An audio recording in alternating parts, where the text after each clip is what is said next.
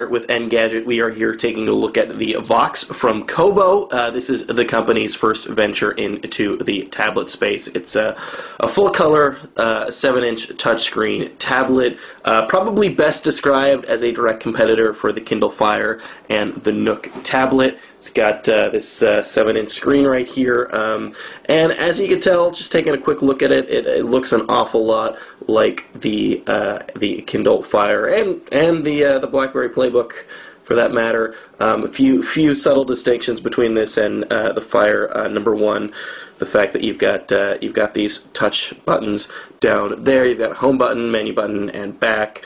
You've got a power on the top. There's a little light up there to let you know that everything's on and working. You've got a speaker right there on the side, which is sort of an interesting placement. It ends up being pretty nice, however, though. This means that you're not going to obscure it, whether you're holding it in landscape or portrait mode. Like the Nook tablet and the Kindle Fire, however, it's kind of a crummy speaker, so you're going to want to spend most of your time when you're listening to media using the headphone jack on the bottom right there. It's also a micro USB slot there as well, and micro SD slot on the side right there. So it does have expandable memory on it, which is one of the bonuses with this versus the Kindle Fire, although you will find expandable memory, albeit limited expandable memory, on the Nook tablet as well. Also has physical volume buttons. Again, nice plus over the Kindle Fire. It means you don't have to go into the menu of the settings to adjust that. Other physical difference, it's got this quilted back right there. It's kind of a trademark of Kobo's. It's certainly different. It's kind of your call whether you think it actually looks good on the device, but it does help a little bit with the grippage on this thing, so maybe a little bit less likely to slip through your hands when you're using it. So, taking a quick look at the UI, you can see looks an awful lot like standard Android we're dealing with here. Again, unlike the Kindle Fire, Kobo didn't really take great pains to mask the operating system that's on this guy. And we'll launch the apps right here. A pretty standard app layout. One of the interesting things, though, is that it doesn't have direct access to the Android market. So you've got to use this little get jar. It's going to launch the store in the browser, which not great. And the selection, there are a decent amount of apps here, but a lot of the ones you're probably looking for you won't find on this device. Netflix is a good example of that. Pandora as well. You've got Angry Birds there. However, you can sideload. We had a pretty good experience sideloading on this. So again, the point. In favor of this versus the Kindle Fire. Rooting it, however, was a little bit tricky. We were able to do it. It took a little bit of doing. However, so a couple of other distinctions. You've got this Facebook layout here. So this is supposed to be a very social device. You've got all of your news feeds up there and quick links to Facebook. That'll launch Facebook in the browser. Speaking of browsers, we should mention this real quick, which is the fact that this is going to launch actually the mobile version of most sites. So, this kind of has a very Android smartphone mentality on this thing.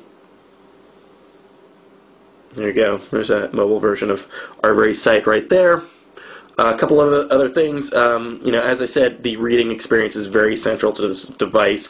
Probably best to think of it as an ebook reader, a color screen ebook reader with some added features, sort of the way that Barnes & Noble pushed the Nook Color when that first came out, before it got super tablet-y on us. So we're launching one of these free books here. You can get through the Kobo store. It does take a little bit of time to load. I should mention that this has 512 megs of RAM on it. and it's got an 800 megahertz processor, so it's a bit slower than both the Kindle Fire and the Nook tablet, especially than the Nook tablet. It really does feel like in a lot of cases that we're dealing with kind of last generation hardware on this device. So there are social features. You can sort of see them down there. You can use this actually to add comments to a page, or you can actually like it on Facebook. So this is the future of reading right there, is Facebook functionality built into the actual pages. Let's get out of there. That's how you select text on this thing. Okay, social reading.